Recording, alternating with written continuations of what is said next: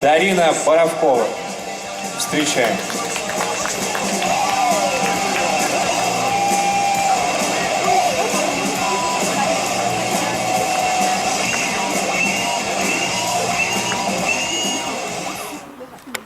Первое мое стихотворение называется «Где ты?».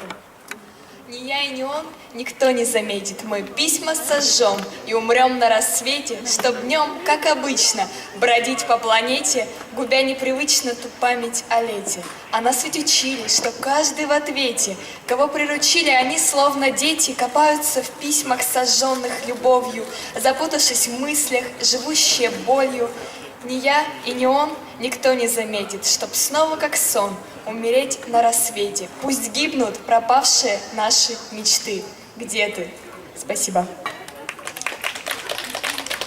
Второе стихотворение называется «Главные слова».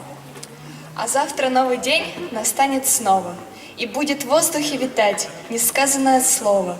Будет гореть звезда, ей не надо света, будут дышать города и вращаться планета. И еще 100 тысяч таких же дней с годами проходит еще быстрей. 100 тысяч шансов, что есть у тебя, пока есть ты и пока есть я. Водит в лабиринте проклятый страх, ошибиться в людях, в мыслях, в словах. Водит, загоняя людей в тупик. Мы теряем себя каждый день, каждый миг.